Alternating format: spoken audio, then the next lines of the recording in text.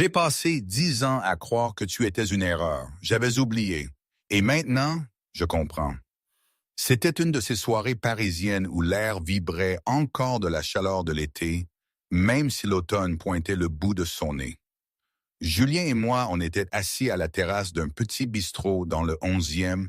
Les lumières de la ville s'étiraient, floues et dorées, autour de nous. Il riait, un son profond et chaleureux, et je me suis retrouvé à sourire aussi, sans y penser.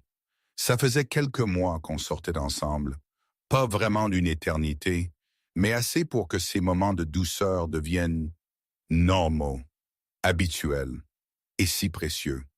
Parfois, je me demandais comment j'en étais arrivé là, si en face de cet homme avec cette facilité, cette complicité qui s'était tissée entre nous. Il était devenu une partie de mon quotidien, comme le café du matin ou les rendez-vous avec Sophie. C'était une étrange sensation, cette normalité, surtout quand je repensais à la tempête qui avait précédé. Tu sais, ce qui est fou, c'est que je t'ai toujours connu, m'avait-il dit un soir, un peu mélancolique. J'avais haussé un sourcil, me préparant à l'entendre ressasser nos années d'enfance, ce rôle de petite sœur qu'il m'avait si bien attribué. Mais il avait continué, les yeux fixés sur un point invisible. Mais j'avais l'impression de ne te voir vraiment que maintenant, comme si mes yeux s'étaient ouverts d'un coup. Ça m'avait pincé, cette phrase, parce que c'était précisément l'inverse pour moi. J'avais toujours vu Julien, trop, avec une intensité qui avait bien failli me dévorer. C'était ma faiblesse, mon obsession, le secret inavouable de mon adolescence. Et puis, la douleur avait tout masqué. J'avais dû me voiler la face pour survivre. Mais avant tout ça, avant cette douceur inattendue, il y a eu la fête. La fameuse fête de retour de Pierre, mon frère, évidemment, qui avait sonné comme un décompte macabre dans mon calendrier. Et avant la fête, il y a eu l'avant. Le souvenir qui, pendant des années, avait hanté mes nuits et façonné la femme que j'étais devenue. 10 ans plus tôt. C'était la fin du mois d'août en Provence, une chaleur écrasante qui rendait l'air presque palpable. La piscine de la maison de mes parents, à Saint-Rémy de Provence, était le seul refuge possible contre le soleil ardent. J'avais 16 ans et j'enfilais un simple bikini bleu clair que ma mère m'avait acheté au début de l'été. Mon cœur, lui, battait de façon totalement erratique dès que Julian Stone faisait son apparition. Et il apparaissait toujours, 20 ans, athlétique, avec ce sourire un peu paresseux qui me retournait l'estomac. C'était le meilleur ami de Pierre, il vivait pratiquement chez nous. Et pour moi, il était tout. L'air sentait la lavande séchée et le chlore. Un mélange entêtant qui me ramène toujours à cette époque. Ce jour-là, je nageais seul, essayant de ne pas penser à lui. Lui, quand j'ai entendu la porte-fenêtre s'ouvrir. Je me suis retourné et il était là. Torse nu, son short de bain bas sur les hanches, ses cheveux bruns foncés en bataille. Mon cœur s'est emballé, comme il le faisait toujours quand il était près de moi. Mais cette fois, quand il est entré dans la piscine, quand nos regards se sont croisés, quelque chose était différent. Julien m'a regardé, vraiment regardé. Pour la première fois, il n'a pas détourné le regard aussitôt. Ses yeux ont glissé sur mon visage, mon cou, et j'ai senti une chaleur monter à mes joues. Je grandissais, je prenais des formes qui n'existaient pas avant. Et pour la première fois de ma vie, il semblait le remarquer. Il a nagé vers moi lentement, et je suis resté figé. La distance entre nous a diminué jusqu'à ce que je puisse voir les gouttelettes d'eau glisser sur sa poitrine. Jusqu'à ce que je puisse sentir la chaleur émanant de son corps, même à l'intérieur de la piscine fraîche. Mon cœur battait si fort que j'étais sûr qu'il pouvait entendre chaque battement irrégulier. « Salut », a-t-il dit, sa voix plus grave que d'habitude presque. « Salut », ai-je répondu, ma propre voix tremblante et ridiculement aiguë. Il s'est rapproché, si près que je pouvais voir les gouttelettes d'eau accrochées à sa céquille. Si près que si je m'étais penché de quelques centimètres, nos lèvres se seraient touchées. Le monde s'est arrêté. Ma respiration s'est arrêtée. Tout s'est arrêté. C'était ça. C'était le moment dont j'avais rêvé pendant des années. Julian Stone allait m'embrasser. Et puis la voix de Pierre a explosé à travers la fenêtre de la cuisine. « Julien, viens m'aider, mec! » Julien a cligné des yeux, comme s'il se réveillait d'une transe, et s'est rapidement éloigné. Le moment s'est brisé si brusquement que ça m'a fait mal physiquement. Il est sorti de la piscine sans regarder en arrière. Je suis resté là, seul, frustré, mais toujours plein d'espoir, parce que je l'avais vu. J'avais vu quelque chose dans ses yeux, ou du moins, c'est ce que j'avais cru. Mon souvenir est si vif que j'en ai encore les picotements sur la peau, mais j'ai appris, avec le temps, que nos souvenirs sont parfois des versions arrangées de la réalité, n'est-ce pas? Cette nuit-là, je me suis préparé avec tout le soin qu'une fille désespérée de ses âmes pouvait rassembler. J'ai attrapé la plus jolie robe que j'avais, une robe d'été rose pâle. J'ai mis du rouge à lèvres pour la première fois de ma vie, une nuance rosée que j'avais volée dans le tiroir de ma mère. Et puis, parce que j'étais jeune, stupide et si désespéré de paraître plus âgé, j'ai attrapé des mouchoirs et les ai fourrés dans mon soutien-gorge, essayant de créer des courbes qui n'étaient pas encore vraiment les miennes. Je me suis regardé dans le miroir et j'ai essayé de me convaincre que j'étais jolie, que je ressemblais à une femme, que Julien me verrait et réaliserait que ce qui s'était passé dans la piscine était réel. Je suis descendu les escaliers, le cœur au bord des lèvres, et j'ai marché vers la chambre d'amis où il restait toujours. J'ai frappé à la porte avant que le courage ne m'abandonne. Entrez, sa voix est venue de l'intérieur, désinvolte. J'ai ouvert la porte. Julien était assis sur le lit, sur son téléphone, ne portant qu'un jogging gris. Quand il m'a vu, ses sourcils se sont levés de surprise. « Marie, tout va bien ?» a-t-il demandé. Ma bouche s'est asséchée, mais je devais le faire. Je devais savoir. Julien, à propos d'aujourd'hui dans la piscine. Ma voix tremblait tellement qu'elle ne ressemblait presque plus à la mienne. J'ai senti quelque chose. Tu l'as senti aussi? Son visage a changé. L'expression ouverte et amicale s'est refermée, remplacée par de l'inconfort. Mon estomac s'est noué avant même qu'il n'ouvre la bouche. Marie, il a soupiré, passant une main dans ses cheveux.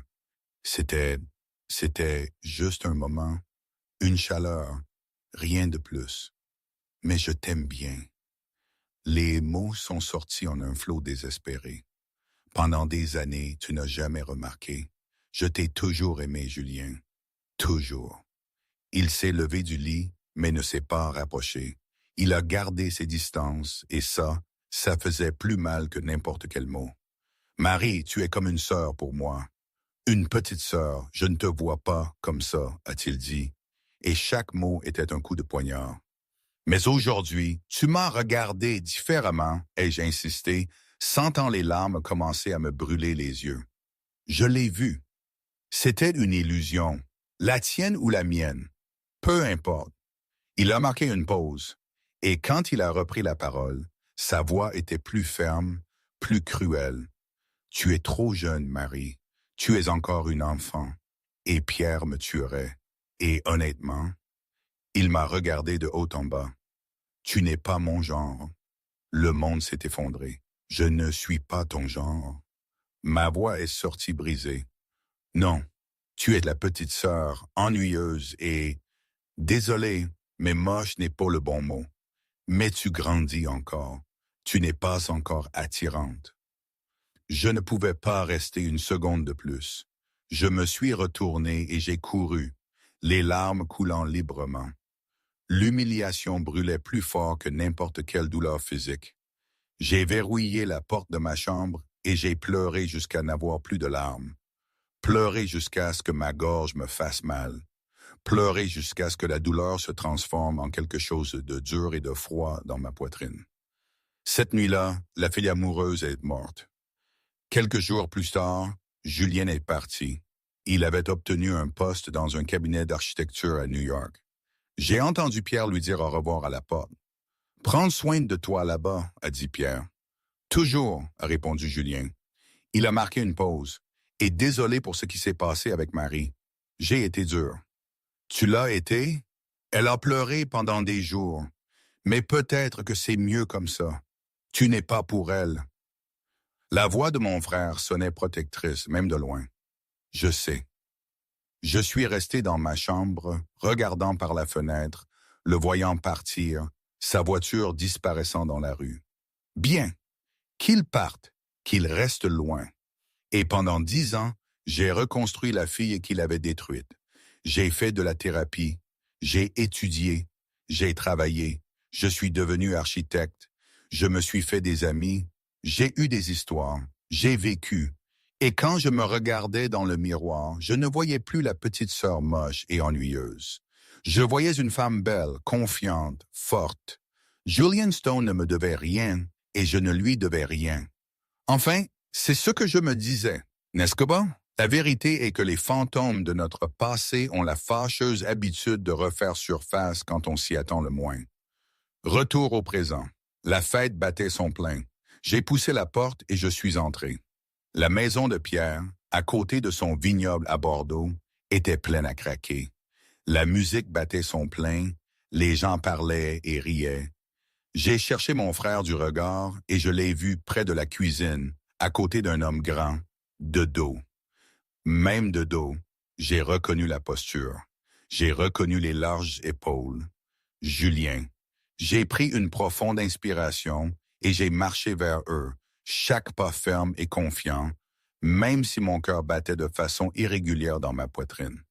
L'odeur du vin et de la cuisine se mélangeait au parfum des lilas du jardin, un contraste saisissant avec les souvenirs de chlore et de lavande de mon adolescence. « Salut, frangin !»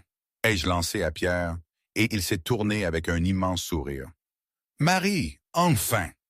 Il m'a serré dans ses bras. « Je croyais que tu ne venais plus. »« Désolé, je suis en retard. Le travail, c'est compliqué, » ai-je répondu. Et puis, inévitablement, mes yeux se sont posés sur l'homme à côté de lui. Julien s'était complètement retourné, et ce que j'ai vu sur son visage était quelque chose que je n'avais jamais vu auparavant. Ses yeux étaient grands ouverts, sa bouche légèrement entr'ouverte. Il me regardait comme s'il voyait un fantôme, un miracle, ou peut-être simplement en réalisant, 10 ans trop tard, ce qu'il avait perdu, complètement figé, sans voix. « Julien, tu te souviens de Marie ?» a dit Pierre, ignorant complètement la tension. Julien a cligné des yeux, semblant essayer de traiter les mots. Quand il a finalement parlé, sa voix est sortie rauque. « Oui, salut Marie. »« Salut Julien, » ai-je répondu, gardant ma voix polie, neutre. « Bon retour. Comment c'était New York? » Il m'a fixé une seconde de plus avant de sembler se ressaisir minimalement. Ses yeux ont parcouru mon visage, mes cheveux, ma robe, comme s'il essayait de concilier l'image de celle que j'étais avec celle que j'étais devenue. C'était bien. J'ai travaillé dans un grand cabinet. Architecture d'entreprise, a-t-il dit, mais il ne pouvait pas s'arrêter de me regarder. Cool, je suis aussi architecte, résidentiel, ai-je répondu avec un petit sourire. Pierre, est-ce que Jean est déjà arrivé? Jean, a répété Julien, quelque chose d'étrange dans sa voix. Alerte, le mec que je fréquente. Ai-je expliqué avec désinvolture, et j'ai vu quelque chose passer dans ses yeux. De la surprise, peut-être même un éclair de jalousie. Pierre, tu l'as vu? Pas encore, mais il devrait arriver bientôt, a répondu Pierre. D'accord, je vais prendre un verre. Excusez-moi, ai-je dit, et je me suis éloigné avant que Julien ne puisse dire quoi que ce soit. J'ai senti ses yeux sur mon dos pendant que je marchais. J'ai senti le poids de son regard, l'intensité qui n'existait jamais quand j'avais 16 ans. C'était une petite satisfaction mesquine, mais je l'ai savourée. J'étais en train de prendre un verre quand un gars plus jeune est apparu à côté de Julien. Des cheveux similaires, les mêmes yeux. C'était forcément son frère, Noah. Même de loin, je pouvais voir la conversation. Noah a regardé Julien, puis moi, puis il a ri. « Frère, ferme la bouche, tu baves », a dit Noah, la voix amusée. Julien a cligné des yeux, semblant enfin réaliser à quel point il était évident. C'est Marie. La voix de Julien semblait choquée, même en essayant d'être basse. Oui, surpris, a taquiné Noah. Elle, elle est devenue belle, confiante, complètement hors de ta portée maintenant. Noah a ri. Oui, et tu as raté ta chance il y a 10 ans. J'ai vu Julien passer une main sur son visage, clairement frustré par lui-même. Elle voit quelqu'un, a demandé Julien, et même de loin je pouvais sentir la tension dans sa voix. Jean, avocat, ennuyeux mais gentil, il la traite bien, a répondu Noah, appréciant clairement le désespoir de son frère. Pourquoi ça t'intéresse? Julien n'a pas répondu, mais ses yeux m'ont trouvé à travers la pièce. Et quelque chose dans ce regard m'a fait tressaillir l'estomac d'une manière que je ne voulais vraiment pas. J'étais en train de parler à Sophie, ma meilleure amie, toujours là pour les moments importants, quand j'ai senti quelqu'un s'approcher. Je me suis retourné et il était là, Julien. Plus près que prévu, assez près pour sentir son eau de Cologne. Quelque chose de boisé et masculin, comme un vent d'automne. Marie, je peux te parler 1 minute? A-t-il demandé et il y avait de la nervosité dans sa voix. Sophie m'a lancé un regard significatif et s'est éloignée. Bien sûr, qu'est-ce qu'il y a? Ai-je demandé, gardant mon ton léger. Je voulais dire, tu as l'air incroyable, très différente, a-t-il dit, et les mots semblaient sincères. Merci.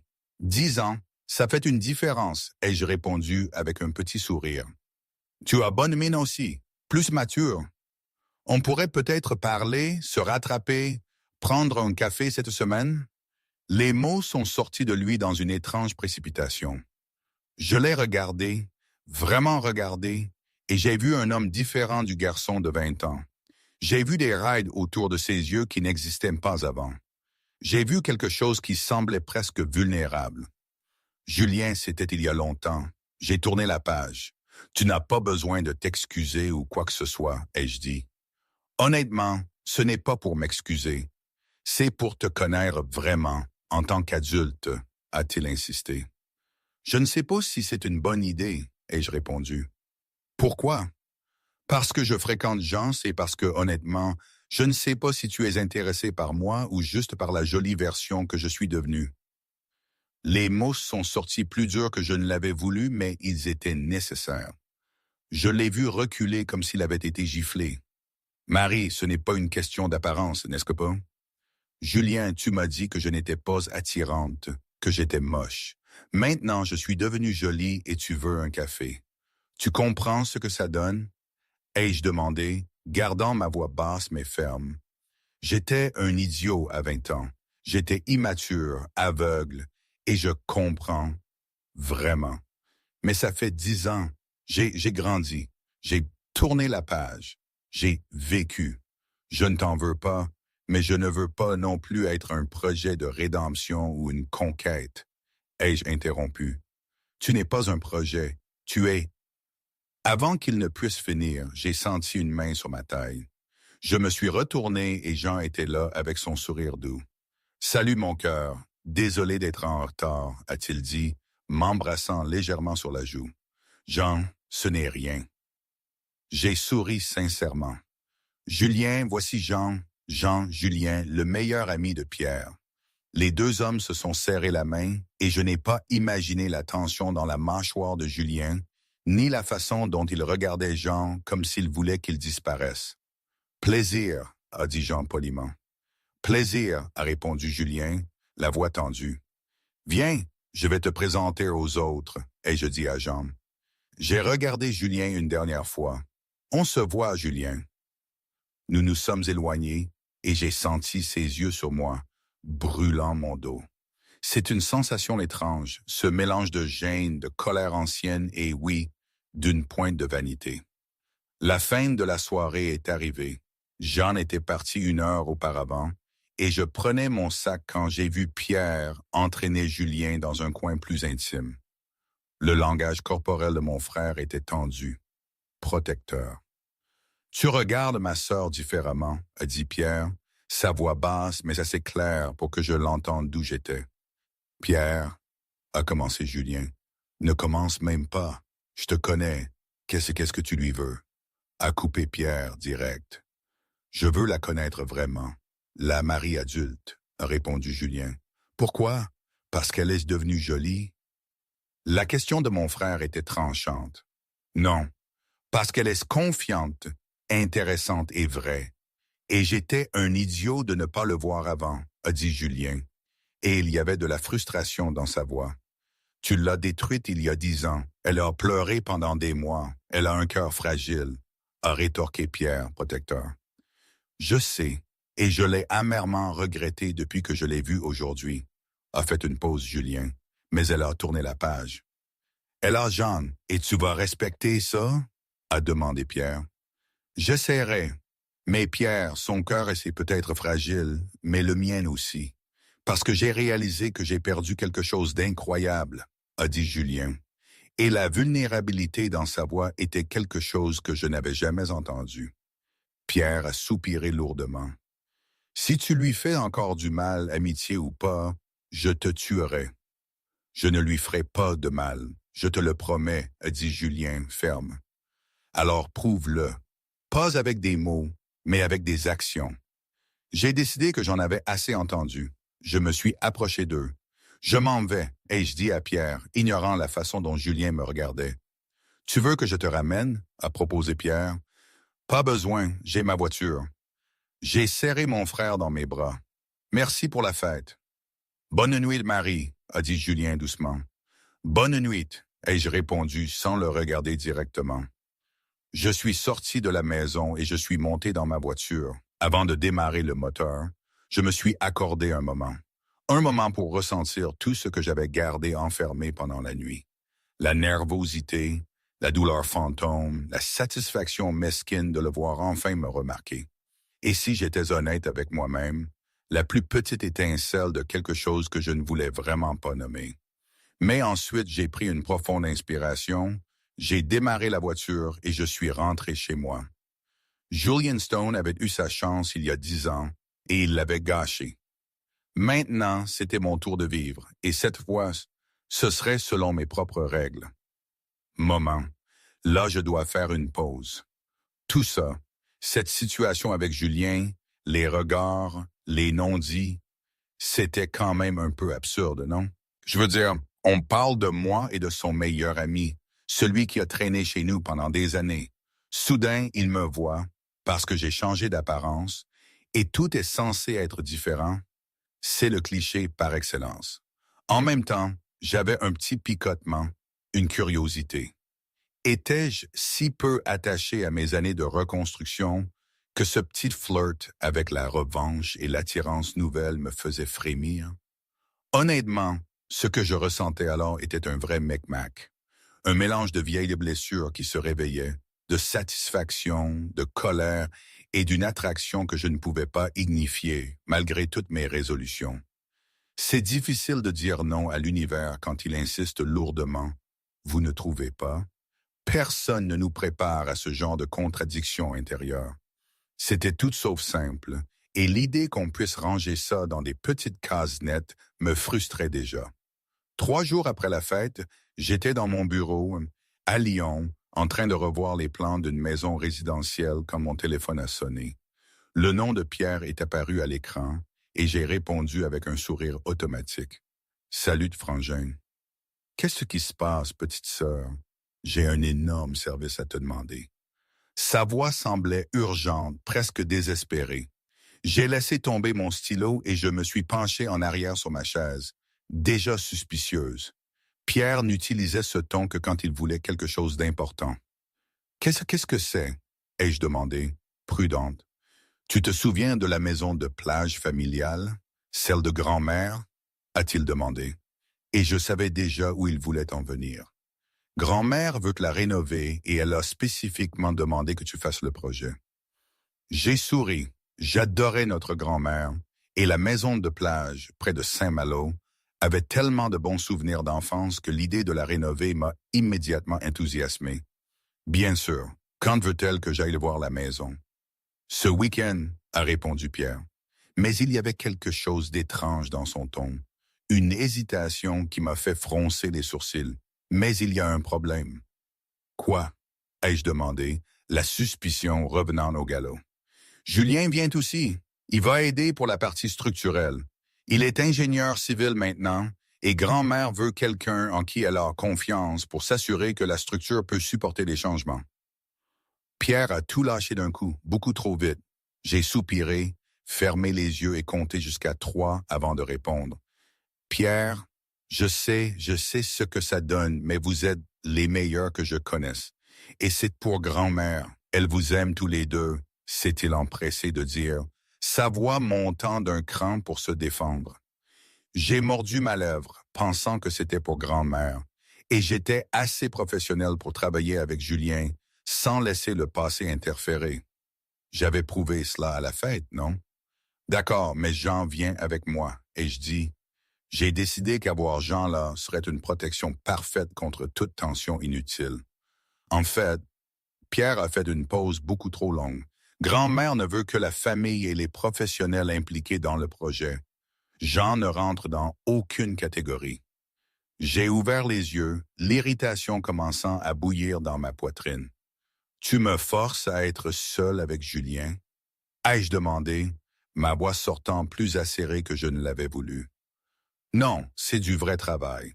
Grand-mère veut vraiment la rénovation et elle vous a vraiment demandé tous les deux spécifiquement, a défendu Pierre. Mais ensuite, sa voix s'est adoucie. Mais peut-être que vous avez besoin de résoudre le passé, vraiment faire la paix. J'ai déjà tourné la page. Il n'y a rien à résoudre. Ai-je répondu plus fort que je n'aurais dû. Alors ce ne sera pas un problème de passer le week-end à travailler avec lui, a rétorqué Pierre, utilisant ma propre logique contre moi. Il a marqué une pause. S'il te plaît, pour grand-mère. Je détestais quand il utilisait grand-mère comme argument, et il le savait. D'accord, mais s'il est pénible, je pars. Ai-je prévenu, ma voix portant une vraie menace. Il ne le sera pas, je te le promets. Le week-end est arrivé trop vite. J'ai fait ma valise le vendredi soir, choisissant des vêtements de travail confortables qui me faisaient toujours me sentir jolie et maîtresse de moi. Pantalon de costume, chemisier léger, un pull pour les nuits fraîches en bord de mer. J'ai tout mis dans ma petite valise et j'ai essayé d'ignorer le nœud à mon estomac qui n'avait rien à voir avec le travail. La maison de plage était à 2 heures de route de Lyon, près de la côte bretonne. J'ai conduit en écoutant de la musique à fond, essayant de garder mon esprit occupé et loin des pensées sur des yeux sombres et des conversations inachevées. Quand j'ai finalement tourné sur l'allée de gravier familière, j'ai vu une voiture déjà garée devant la maison. La voiture de Julien. Il était déjà là. J'ai pris une profonde inspiration, éteint le moteur et attrapé ma valise. J'étais une adulte, une professionnelle. Je pouvais le faire. La porte d'entrée s'est ouverte avant même que je n'aie gravi les marches du Porsche et il était là. Jean en denim délavé, un simple t-shirt blanc qui laissait voir ses bras musclés, les cheveux légèrement en bataille, comme s'il les avait passés plusieurs fois dans sa main. Il m'a regardé et j'ai vu la façon dont ses yeux ont parcouru mon visage, mon corps, avant de revenir à mes yeux. « Salut », ai-je dit, gardant ma voix neutre. Professionnel. « Salut toi. Tu es venu », a-t-il répondu, et il y avait du soulagement dans sa voix, comme si une partie de lui avait pensé que je ne viendrais pas. Pierre a demandé, « Et c'est pour grand-mère », ai-je répondu, montant les marches et m'arrêtant devant lui. J'ai fait une pause. « On travaille ?»« Oui, bien sûr. Travaillons », a-t-il acquiescé, s'écartant pour me laisser entrer. La maison était exactement comme je m'en souvenais. Des murs clairs, de grandes fenêtres qui laissaient entrer la lumière de la mer, des parquets en bois qui grinçaient familièrement sous mes pieds.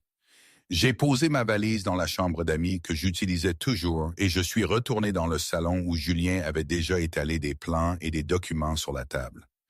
J'ai apporté les plans originaux de la maison et les rapports structurels les plus récents, a-t-il dit, pointant les papiers.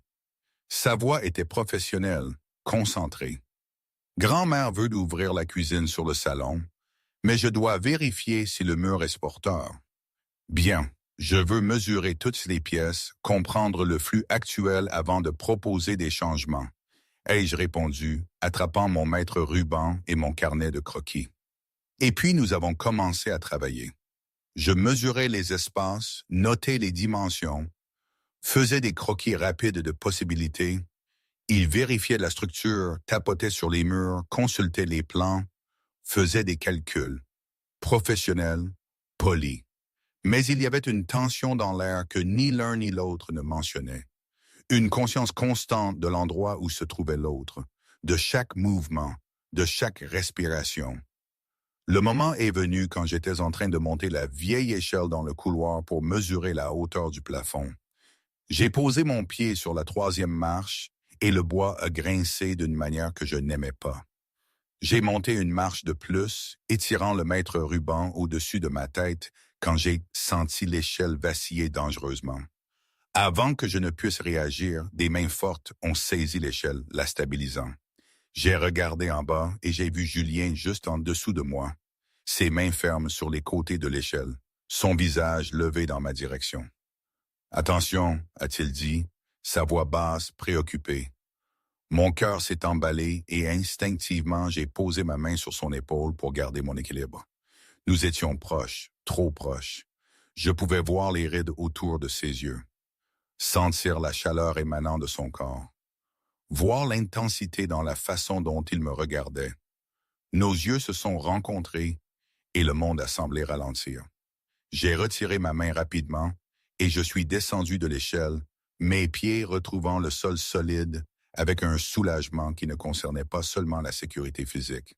« Ça va, merci », ai-je dit, ma voix sortant plus tremblante que je ne l'avais voulu. Il tenait toujours l'échelle, ses yeux fixés sur moi. J'aurais dû tenir l'échelle avant. Désolé.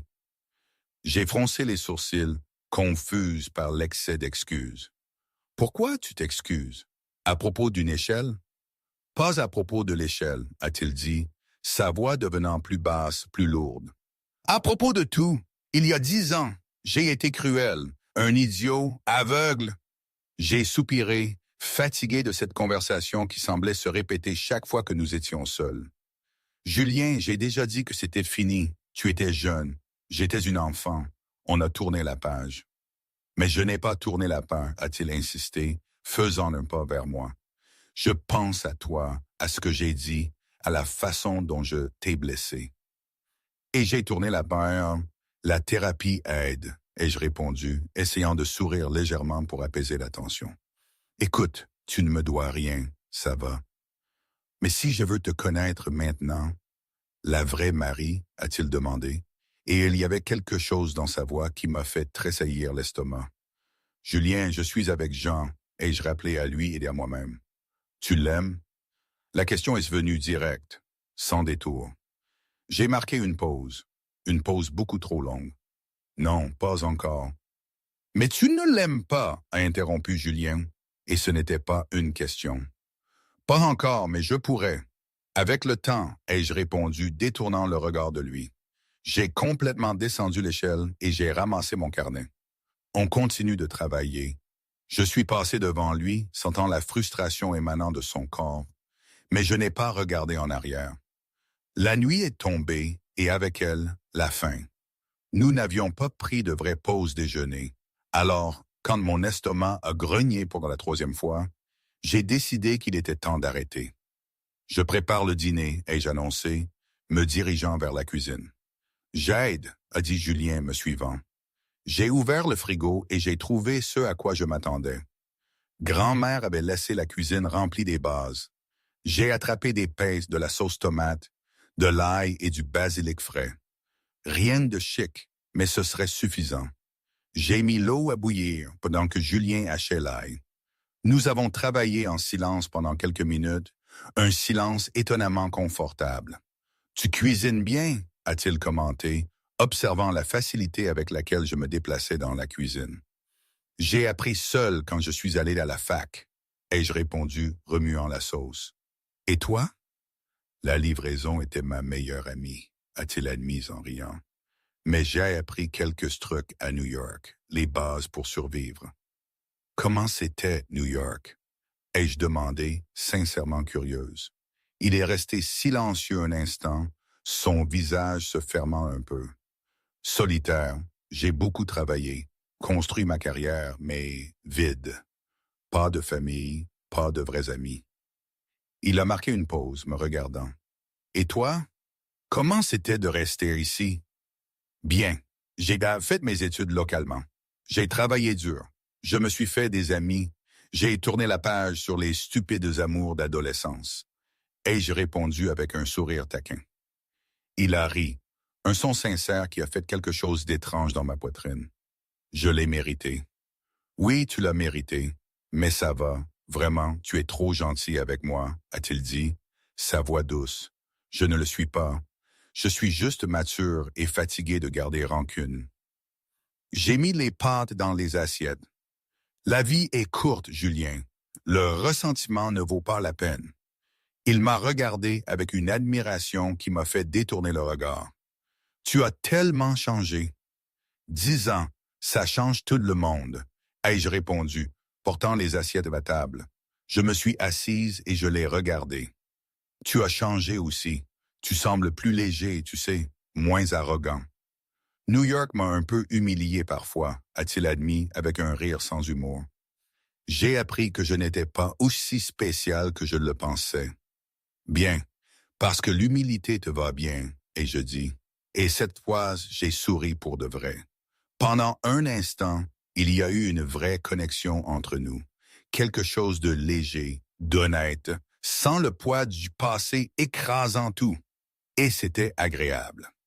Après le dîner, pendant que Julien faisait la vaisselle, mon téléphone a sonné. Le nom de Jean a clignoté à l'écran et j'ai ressenti un pincement de culpabilité que je ne devrais pas ressentir. « Salut de mon cœur! Comment ça va là-bas? » Sa voix sonnait chaude, réconfortante. « Bien, je travaille dur. La maison va être magnifique, » ai-je répondu, marchant vers le porche pour plus d'intimité. Mais à travers la fenêtre, je pouvais toujours voir Julien dans la cuisine. « Et Julien, c'est bizarre. » Je l'ai regardé, voyant la façon dont les muscles de son dos bougeaient sous sa chemise pendant qu'il faisait la vaisselle. « Non, ça va, tout est professionnel, » ai-je menti. Ou peut-être n'était-ce pas un mensonge. Peut-être était-ce juste incomplet. « Bien, parce que tu me manques. Moi aussi.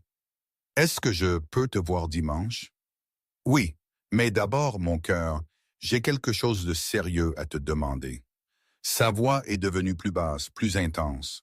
Mon estomac s'est serré. « Quoi? » « Je suis en train de tomber amoureux de toi, vraiment, et je veux savoir si tu ressens la même chose. » J'ai marqué une pause. J'ai regardé Julien à nouveau, et quelque chose de confus s'est agité dans ma poitrine. Quelque chose que je ne voulais pas analyser. « Jean, je t'aime beaucoup, mais l'amour prend du temps pour moi. Tu comprends ça? » J'ai entendu la déception dans sa respiration avant même qu'il ne parle. « Je comprends. J'attendrai. Fais-moi juste savoir si tu changes d'avis sur moi. » « D'accord. D'accord. Je te promets que je te ferai savoir. » J'ai raccroché et je suis resté sur le porche un instant, regardant la mer sombre, les vagues s'écrasant sur le sable invisible dans l'obscurité. C'est un bon gars. La voix de Julien était venue de derrière moi, me faisant sursauter. Je me suis retourné et je l'ai vu appuyé contre l'encadrement de la porte, les bras croisés, les yeux sombres me regardant. « Oui, il l'est. Très bon, » ai-je acquiescé. « Tu vas tomber amoureuse de lui? » La question est venue basse, presque réticente. « Je ne sais pas. Peut-être. Pourquoi tu veux savoir? » Il s'est rapproché, s'arrêtant à quelques pas de moi. Le clair de lune éclairait la moitié de son visage, laissant l'autre moitié dans l'ombre. « Parce que je ne veux pas que tu tombes amoureuse de lui. » Mon cœur s'est emballé, battant de façon irrégulière dans ma poitrine. « Julien, désolé. Je sais que je n'ai pas le droit, mais je ne peux pas m'en empêcher. » Il a fait une pause, passant sa main dans ses cheveux dans un geste frustré. « Bonne nuit, Marie. » Et puis il s'est retourné et est entré dans la maison, me laissant seul sur le porche avec le bruit des vagues et un cœur battant trop vite. Je suis resté là plus longtemps que je n'aurais dû, essayant de comprendre ce que je ressentais, essayant de séparer le passé du présent, la fille que j'étais de la femme que je suis. Mais plus j'essayais d'organiser mes pensées, plus elles devenaient confuses. Et au fond, très au fond, une partie de moi que je ne voulais pas admettre chuchotait la vérité que j'évitais. Peut-être que je ne voulais pas tomber amoureuse de Jean non plus, mais pas pour la raison à laquelle Julien s'attendait, mais parce qu'autant que je détestais l'admettre, il y avait toujours une partie de moi qui n'avait jamais complètement tourné la page sur le garçon qui m'avait rejeté il y a 10 ans. Le lendemain, le soleil inondait les fenêtres de la maison de plage, me réveillant beaucoup trop tôt pour quelqu'un qui avait passé la moitié de la nuit à se retourner. Je me suis levé, j'ai pris une douche rapide et je suis descendu à la cuisine, m'attendant à trouver la maison vide. Mais Julien était déjà là. Le café était prêt. Il était assis à table avec des plans étalés devant lui. « Bonjour », a-t-il dit, me tendant une tasse de café sans me demander si j'en voulais. « Bonjour », ai-je répondu, acceptant la tasse et m'asseyant en face de lui. Nous avons bu notre café en silence, mais ce n'était pas inconfortable. C'était le genre de silence qui existe entre des gens qui pensent trop pour parler. Et puis nous sommes retournés au travail parce qu'il était plus facile de se concentrer sur les murs et les structures que sur ce qui s'était passé sur le porche la nuit précédente. Nous étions dans la cuisine, analysant le mur entre celle-ci et le salon, quand le premier véritable désaccord est survenu. Ce mur doit tomber. Ça ouvrira complètement l'espace, ai-je dit, pointant le mur qui divisait les deux pièces. Julien a froncé les sourcils, vérifiant les plans originaux. Mais c'est un mur porteur. Il ne peut pas être enlevé sans renfort. Alors on le renforce, ai-je répondu, comme si c'était évident. Et puis on fait exploser le budget, a-t-il rétorqué, sa voix montant d'un cran. Mieux qu'un espace claustrophobe. Tu es têtu, a-t-il dit, se tournant pour me faire face. Et tu es inflexible, ai-je rétorqué, croisant les bras. Nous sommes restés là, nous fixant, respirant fort, l'attention remplissant l'espace entre nous.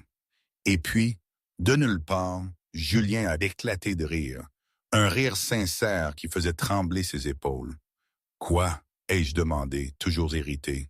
« On se botte à propos d'un mur », a-t-il dit entre deux rires. Et puis j'ai ri aussi, parce qu'il avait raison. C'était ridicule. Oui, et c'est complètement ridicule, ai-je acquiescé, l'irritation se dissolvant. Très, a-t-il dit, riant toujours. Il a marqué une pause, me regardant avec quelque chose qui ressemblait à de l'affection. Tu as toujours été têtu, et tu as toujours été trop rigide, ai-je répondu, appuyé contre le comptoir de la cuisine. Rigide? Moi? Tu étais le garçon parfait. Tu étais parfait aux yeux de tous. Tout le monde t'aimait. J'ai marqué une pause, l'honnêteté sortant avant que je ne puisse la filtrer. Y compris moi. Son sourire a disparu, remplacé par quelque chose de plus sérieux, de plus intense. Marie, non. Laisse-moi parler, ai-je interrompu, décidant que si nous devions avoir cette conversation, ce serait selon mes termes. Je t'aimais tellement. À 16 ans, tu étais tout pour moi. Et quand tu m'as rejetée, ça m'a détruite. J'ai pris une profonde inspiration. Mais j'ai grandi et j'ai tourné la page. Et puis j'ai réalisé que tu ne me devais rien. J'étais une enfant.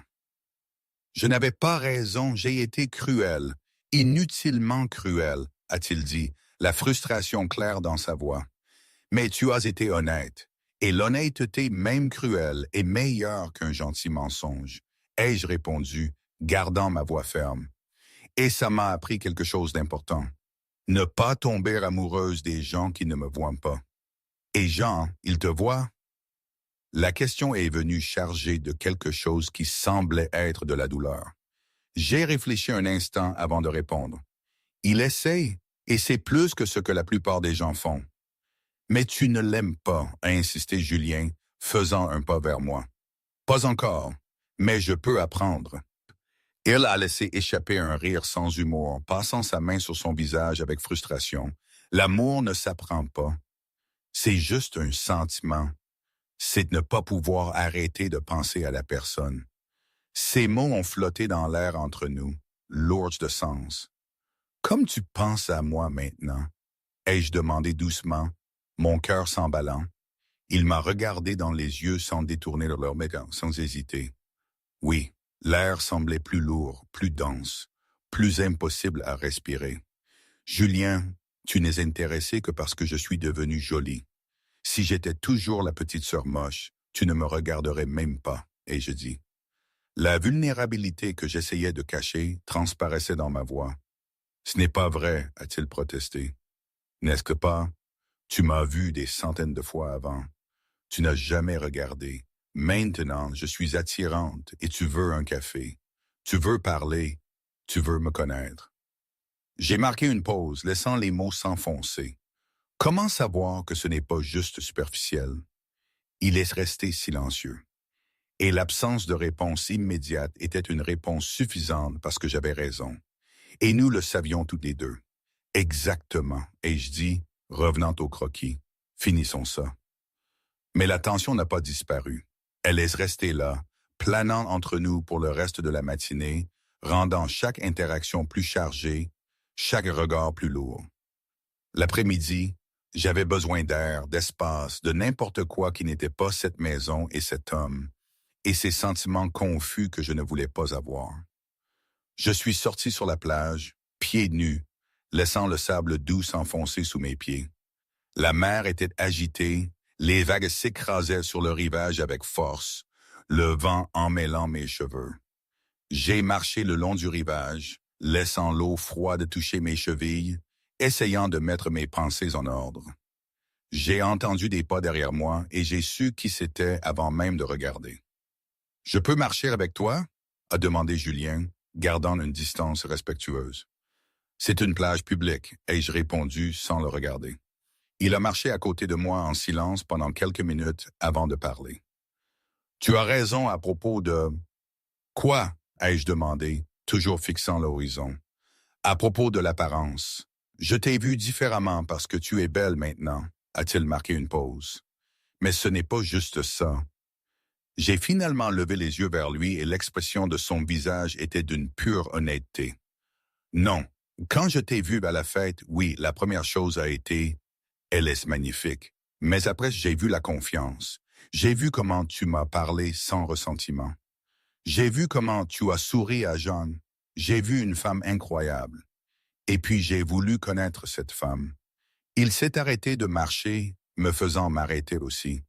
L'apparence m'a fait te remarquer, mais qui tu es, c'est pour ça que je suis ici. Je l'ai regardé, sentant quelque chose se serrer dans ma poitrine. C'était un bon discours. Ce n'est pas un discours, c'est la vérité, a-t-il soupiré. Mais je comprends, si tu ne me crois pas, j'étais trop idiot pour mériter une chance. J'ai regardé la mer, les vagues qui allaient et venaient, constantes et implacables. Et puis je l'ai regardé à nouveau. Julien, je ne sais pas quoi ressentir. Une partie de moi est toujours la fille de 16 ans que tu as rejetée. Une autre partie est l'adulte qui a tourné la page. Et une autre partie, je me suis arrêté, la vulnérabilité m'étouffant. Une autre partie, quoi? A-t-il demandé, se rapprochant. Une autre partie ressent quelque chose quand tu es prêt, et je déteste ça parce que je ne veux pas ressentir. Pas pour toi, pas encore. Il a fait un autre pas, se rapprochant tellement. Je pouvais sentir sa chaleur, voir les émotions traverser son visage. Et si je te dis que je le ressens aussi, que je pense à toi depuis la fête, que je suis jaloux de Jean, que je veux une chance de te connaître, de te conquérir vraiment. J'ai senti les larmes brûler mes yeux. Et si tu me blesses encore, je ne le ferai pas, je te le promets, a-t-il dit, sa voix chargée d'une intensité qui me faisait trembler. Tu ne peux pas promettre ça. Alors laisse-moi essayer, donne-moi une chance, une vraie chance, oui. Et John, ai-je demandé, la culpabilité me serrant l'estomac. Romps avec lui. Si tu ne l'aimes pas, ce n'est pas juste pour lui ou pour moi. Tout ça serait si rapide. Où c'est le moment parfait, a-t-il rétorqué, ses yeux fixés sur les miens. « Tu n'as pas à me répondre maintenant, mais réfléchis-y, s'il te plaît. » Et puis, il s'est éloigné, retournant à la maison, me laissant seul sur la plage avec le bruit des vagues et un cœur qui avait l'impression d'être sur le point d'exploser. Je suis resté là longtemps, les pieds enfouis dans ce sable humide, le vent froid contre ma peau, pensant, ressentant, me permettant pour la première fois en 10 ans d'envisager la possibilité que peut-être, juste peut-être, certaines personnes méritaient une seconde chance.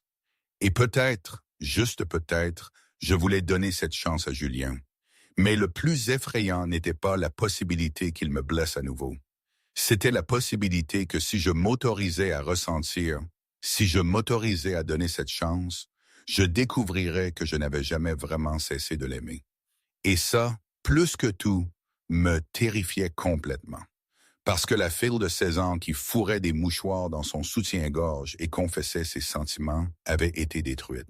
Et la femme de 26 ans que j'étais devenue avait juré de ne plus jamais être aussi vulnérable.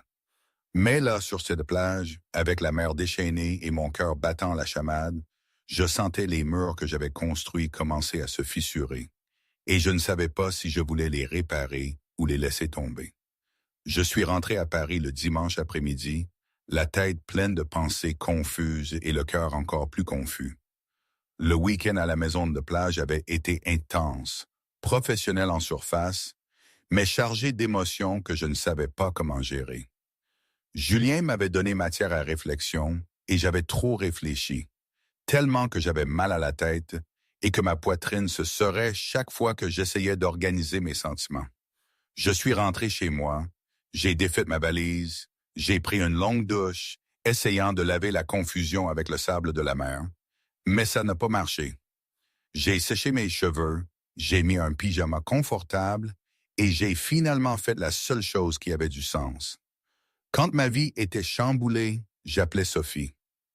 Alors, sa voix sonnait anxieuse dès qu'elle a répondu. « Comment était le week-end avec ton crush d'adolescence? » J'ai soupiré, me jetant sur le canapé. Confus, très confus. Il a dit qu'il voulait une chance, qu'il ressentait quelque chose pour moi. « Et toi? » a demandé Sophie, allant droit au but comme elle le faisait toujours. Je ne sais pas. Une partie de moi veut lui donner une chance. Mais si ce n'est qu'à cause de mon apparence, et s'il me blesse, et il y a John. Les mots sont sortis en un flot désespéré. Tu aimes John? La question est venue directe, sans détour. J'ai marqué une pause beaucoup trop longue. Non, pas encore. Alors tu connais déjà la réponse, a dit Sophie, sa voix devenant plus douce, plus gentille. Marie, tu mérites quelqu'un qui t'aime, pas quelqu'un qui pourrait t'aimer éventuellement, pas quelqu'un que tu essaies d'apprendre à aimer. Mais Julien m'a blessé, ai-je protesté, sentant les larmes brûler mes yeux. Il y a 10 ans, quand il était un idiot immature, les gens changent, a fait une pause, Sophie. Et écoute, je ne dis pas de courir dans ses bras, mais s'il essaye, ça vaut peut-être la peine d'écouter, au moins d'y penser. Il faut que je réfléchisse, ai-je murmuré, essuyant une larme qui s'était échappée. Alors réfléchis, mais Marie, ne laisse pas la peur d'un vieux passé t'empêcher d'un avenir qui pourrait être incroyable. Tu mérites d'être heureuse, vraiment heureuse. J'ai raccroché et j'ai regardé le plafond de mon appartement. Les mots de Sophie résonnaient dans ma tête. Elle avait raison. Je savais qu'elle avait raison, mais savoir et faire étaient des choses complètement différentes. Le lundi soir, j'ai rencontré Jean pour dîner. J'ai choisi un restaurant calme, un endroit où nous étions allés quelques fois auparavant, où les souvenirs étaient une mais pas si profondes qu'ils rendraient ça encore plus difficile. Il était déjà là quand je suis arrivé, assis à la table d'angle qu'il demandait toujours, souriant quand il m'a vu, mais le sourire n'atteignait pas ses yeux. Et j'ai su à cet instant qu'il savait déjà. D'une certaine manière, il savait déjà. « Salut », ai-je dit en m'asseyant en face de lui. « Salut », a-t-il répondu, m'étudiant avec ses yeux gentils et compréhensifs qui rendaient tout encore pire. « Tu es différente. Qu'est-ce qui s'est passé ce week-end? » Mon estomac s'est serré. Il n'y avait pas de façon facile de faire ça. Jean, il faut qu'on parle. Il a hoché la tête lentement comme s'il s'attendait à ces mots. C'est à propos de Julien, n'est-ce pas? J'ai cligné des yeux, surprise. Comment tu sais? Parce que tu as plus parlé de lui que de moi cette semaine, et parce que Pierre m'a raconté l'histoire. Il a fait une pause, ramassant son verre d'eau et le faisant tourner entre ses doigts. Tu l'aimes toujours bien. Ce n'était pas une question, c'était une affirmation. Je ne sais pas ce que je ressens. Je t'aime bien. Tu es gentil, stable, mais tu ne m'aimes pas, et tu as des sentiments pour lui, même sans le vouloir, a-t-il interrompu, sa voix calme, résignée. Marie, je t'adore, vraiment, mais je ne veux pas être le deuxième choix. Tu mérites un amour complet, et moi aussi. Les larmes ont commencé à couler avant que je ne puisse les arrêter. Je suis désolé, je t'aime vraiment bien.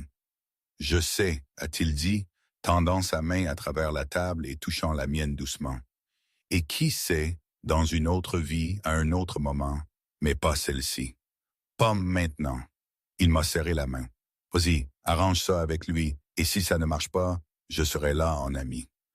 Merci, ai-je réussi à dire à travers les larmes. Il a eu un sourire triste. Maintenant, vas-y avant que je ne change d'avis et que je me batte pour toi. J'ai quitté le restaurant, le cœur serré, mais d'une certaine manière, plus léger aussi. Jean méritait quelqu'un qui l'aimerait complètement, sans réserve, sans doute. Et je n'étais pas cette personne, pas maintenant, peut-être jamais. 2 jours plus tard, mon téléphone a sonné tard dans la nuit. C'était Pierre, et alors je savais que ce n'était pas une bonne nouvelle. Ou peut-être que c'était une nouvelle trop importante pour attendre le matin. « Salut, frangin », ai-je répondu, posant le livre que je lisais. « Marie, tu as rompu avec Jean ?» a-t-il demandé sans préambule, sa voix sérieuse. « Oui, comment tu sais ?» Il m'a dit, et il a dit, « Pourquoi ?» Pierre a marqué une pause. « Tu as des sentiments pour Julien. » Ce n'était pas une question. Tout le monde semblait savoir des choses avant que je ne les comprenne moi-même. « Oui, » ai-je admis, la vulnérabilité rendant ma voix petite. « Et tu vas lui donner une chance? » J'ai peur. Et s'il ne me veut que parce que je suis devenue jolie? Et s'il me blesse encore? Les questions sont sorties dans un murmure désespéré. Alors tu testes, passe du temps avec lui et apprends à le connaître à nouveau. Vraiment, et seulement ensuite décide. La voix de Pierre était ferme mais douce. Mais Marie, il a changé. Je l'ai vu. Il est amoureux. Mon cœur s'est emballé. Comment tu sais? Parce qu'il n'a jamais parlé d'une femme comme il parle de toi. Et parce qu'il a dit qu'il voulait t'épouser un jour. Le monde s'est arrêté. Il a dit ça? Ma voix est sortie stridente, incrédule. Il l'a fait, et je l'ai cru. Il ne joue pas, il ne te traite pas comme une conquête ou un projet de rédemption. Il a remarqué une pause. Mais la décision t'appartient. Ne laisse juste pas la peur du passé t'empêcher d'un futur heureux. D'accord, d'accord, ai-je réussi à dire, ma voix tremblante. Merci, frangin. Toujours, j'ai raccroché et j'ai regardé le téléphone dans ma main, mon cœur battant si vite. Il avait l'impression d'être sur le point d'éclater de ma poitrine. Julien avait dit à Pierre qu'il voulait m'épouser. M'épouser? Il ne m'avait même pas encore embrassé et il pensait déjà au mariage. C'était fou. C'était trop rapide. C'était exactement le genre de choses que quelqu'un de vraiment amoureux dirait. Mais si je pensais que cette conversation avait été intense, je n'étais pas préparé à l'appel que Pierre a fait à Julien cette même nuit. Je n'ai connu les détails que quelques jours plus tard, quand Julien lui-même me l'a raconté. Mais à ce moment-là, alors que je digérais la bombe que mon frère avait lâchée à l'autre bout de la ville, Pierre avait une conversation très différente. Mon téléphone a sonné après minuit, m'a-t-il raconté plus tard, un soir de pluie à Paris, alors qu'on buvait un verre. Il avait une expression mi-amusée, consternée. C'était Pierre et à sa voix, il n'était pas content. Toi et Marie, qu'est-ce qui se passe? Pierre aurait demandé, direct au but. J'ai dit que je voulais une chance avec elle, aurait répondu Julien, sa voix prudente. Et elle? Elle a rompu avec Jean, mais elle ne m'a pas encore donné de réponse. Julien, j'ai besoin de connaître la vérité. Qu'est-ce que tu veux avec ma sœur? La voix de Pierre aurait dû devenir plus dure, plus protectrice, les détails de l'altercation parentale devenant plus flous, plus brumeux à mesure qu'il se souvenait, car l'heure et la tension avaient estompé les nuances. Et puis Julien aurait dit les mots qui ont tout changé. Je veux tout, la connaître, sortir avec elle, peut-être un jour l'épouser. Pierre serait resté silencieux un long moment. L'épouser? Je sais que ça semble fou, Pierre, mais quand je l'ai vue, quelque chose a changé, et plus je passe de temps avec elle, plus je suis certain. Elle est parfaite, intelligente, gentille, forte, belle, tout. La voix de Julien aurait dû devenir plus intense, plus passionnée, un peu comme il le raconte maintenant, les mains animées. Je sais qu'il est tôt pour parler de ces choses, mais tu as demandé la vérité. Et c'est la vérité. Je veux tout avec elle. Et si tu lui fais du mal? Pierre aurait demandé, la menace claire dans sa voix. Je ne le ferai pas, mais si je le fais, tu me tues. J'accepte. Plus de silence, et puis, d'accord. Tu peux essayer, mais si elle pleure, je tiens ma promesse. Fair. Cette nuit-là, j'étais assise sur mon canapé avec un verre de vin, et je me suis forcé à être honnête, brutalement honnête, sans filtre, sans protection, sans les murs que j'avais construits si soigneusement pendant 10 ans. J'avais des sentiments pour Julien, des sentiments forts, des sentiments qui m'effrayaient parce qu'ils étaient trop intenses, trop rapides, trop vulnérables. Une partie de moi était toujours la fille de 16 ans qu'il avait détruite. Cette partie voulait construire des murs encore plus hauts, voulait protéger mon cœur à tout prix, voulait dire non et continuer seul. Mais une autre partie de moi, la partie qui avait grandi et mûri et appris que la vie était trop courte pour vivre dans la peur. Cette partie voulait lui donner une chance, voulait voir si l'homme qu'il était devenu était vraiment différent du garçon qu'il était, voulait découvrir si ce que je ressentais était réel ou juste les restes d'un amour d'adolescence qui n'avait jamais été réciproque.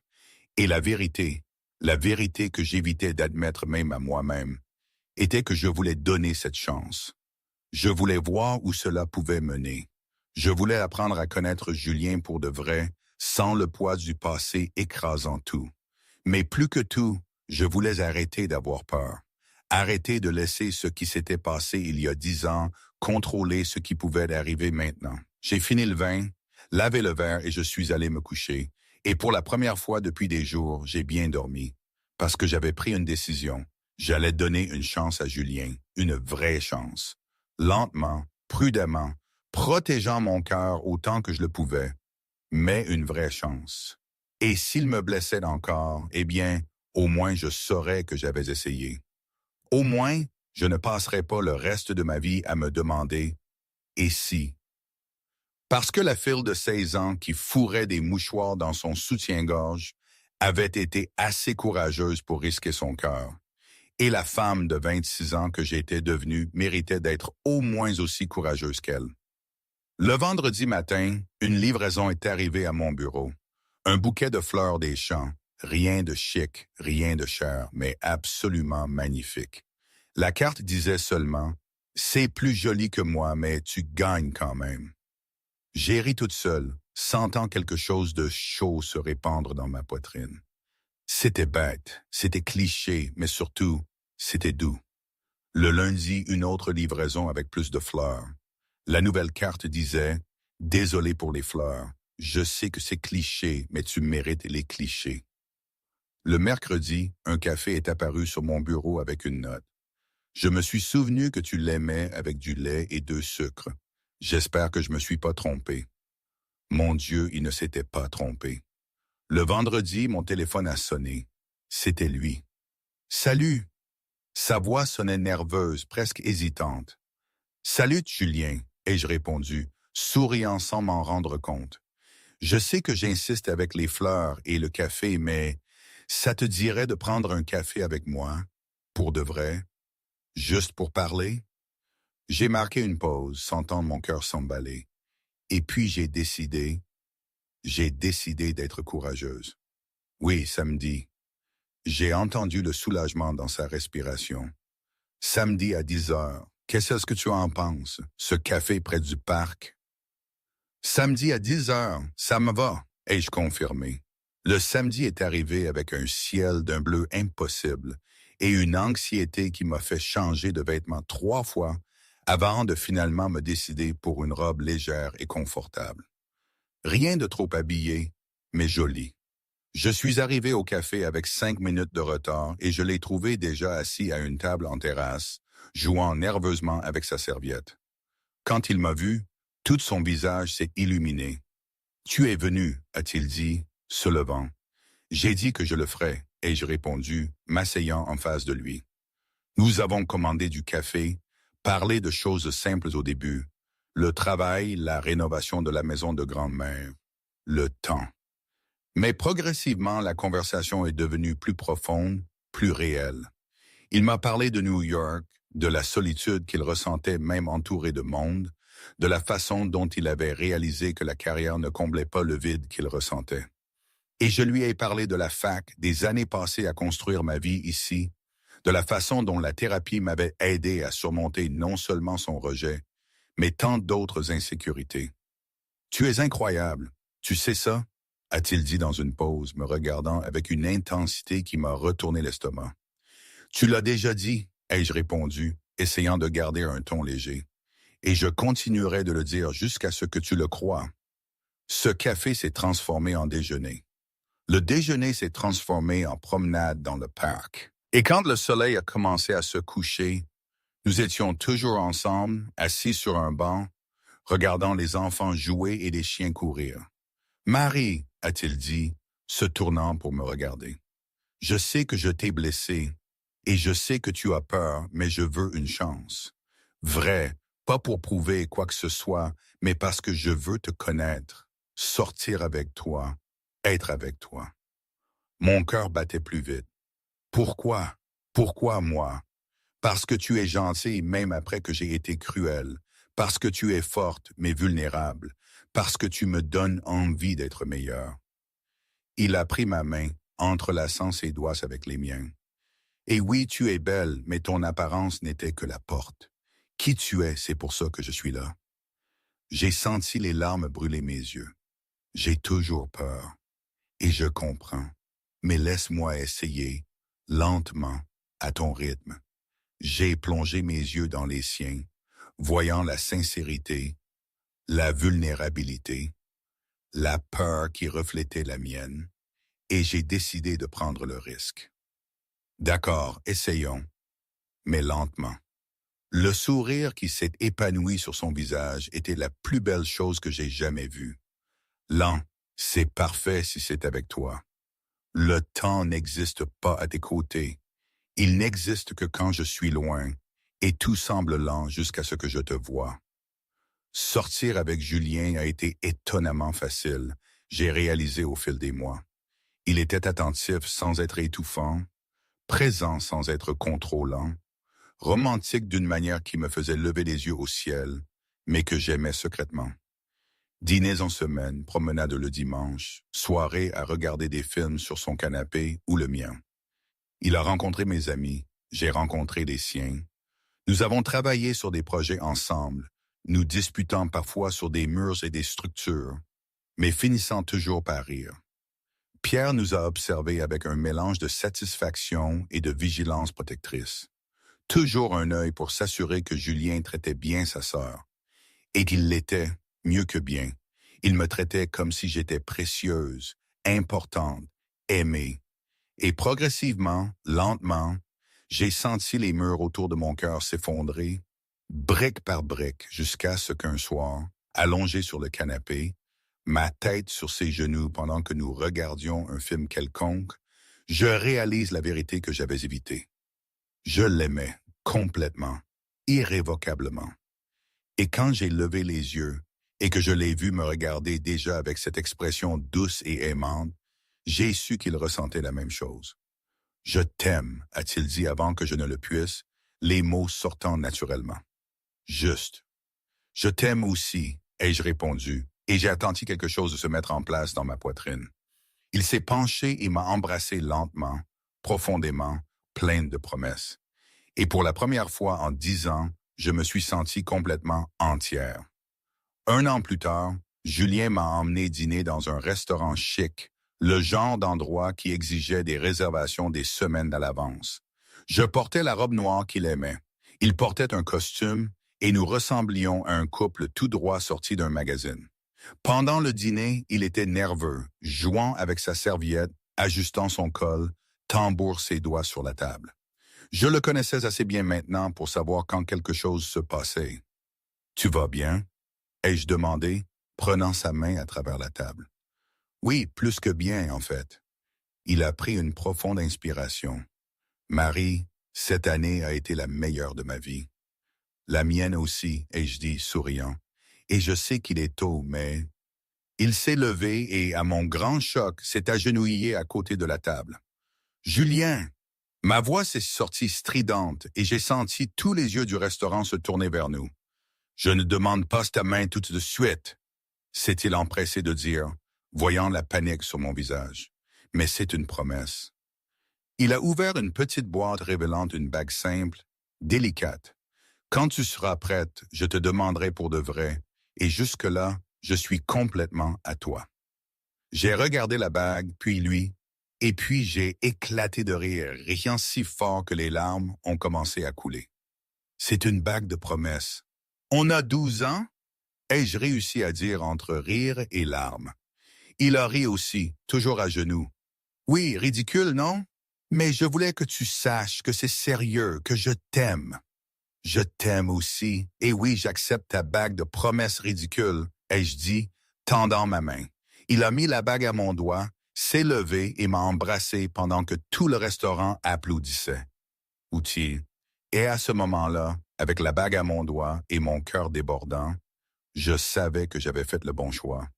3 ans plus tard, le mariage a été petit et intime, exactement comme nous le voulions. La cérémonie sur la plage près de la maison de grand-mère que nous avions rénovée ensemble, avec seulement la famille et les amis les plus proches. Je portais une simple robe en dentelle blanche, des fleurs des champs dans mes cheveux. Il portait un costume clair, pieds nus dans le sol, les yeux brillants quand il me voyait marcher vers lui. Pierre était le témoin. Et pendant le toast, il s'est levé avec un immense sourire. Qui l'aurait cru, pas vrai? La petite sœur moche et le meilleur ami idiot, a-t-il dit, faisant rire tout le monde. Mais sérieusement, vous êtes parfaits ensemble, et Julien, tu as tenu ta promesse. Tu ne lui as pas fait de mal. Au contraire, tu l'as rendue plus heureuse que je ne l'ai jamais vue. Merci toujours, a répondu Julien, me serrant la main. La fête a duré jusque tard dans la nuit. Musique, danse, rire. À un moment donné, Noah, le frère de Julien, est apparu à mes côtés avec une coupe de champagne et un sourire malicieux. « Alors, belle-sœur, tu lui as pardonné de t'avoir traité de moche? » J'ai ri regardant Julien qui était de l'autre côté de la pièce, parlant à Pierre.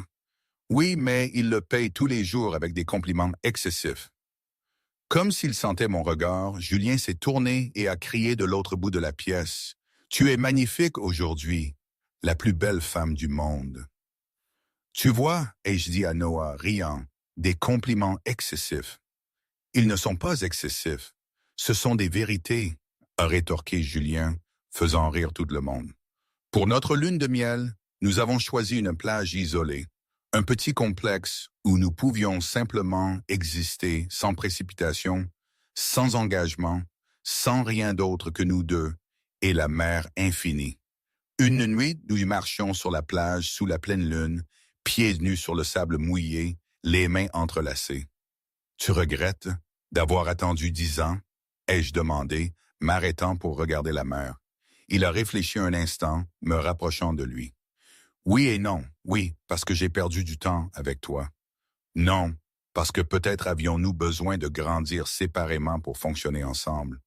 Il a marqué une pause, tournant mon visage vers le sien. Et toi, tu regrettes d'avoir fourré des mouchoirs dans ton soutien-gorge? J'ai ri si fort que j'en ai eu mal au ventre. Chaque jour, mais ça en valait la peine parce que ça m'a appris à ne pas être désespéré. Ça m'a appris à me valoriser. Et ça m'a appris que j'étais aveugle, a-t-il dit, m'embrassant le front. Très aveugle. Mais maintenant je vois, et tu es tout ce que je vois. J'ai levé les yeux au ciel, mais je souriais. C'était terrible, tellement cliché. Tu aimes les clichés. Oui, je les aime, ai-je admis, me penchant pour l'embrasser. Nous sommes restés là longtemps, enlacés sous la lune, le bruit des vagues autour de nous. Et j'ai pensé à tout ce que nous avions traversé pour en arriver là, du rejet et de la douleur aux années de séparation, pour finalement d'arriver aux retrouvailles, même avec la peur et le courage d'essayer à nouveau. Et aujourd'hui, aucune idée. Parfois, je pense que c'était la meilleure chose qui pouvait m'arriver. Parfois, je pense que j'ai fait une erreur, probablement les deux. C'est la vie, n'est-ce pas? Rien n'est clair, rien n'est parfait, mais c'est la mienne. Et ça, c'est déjà beau.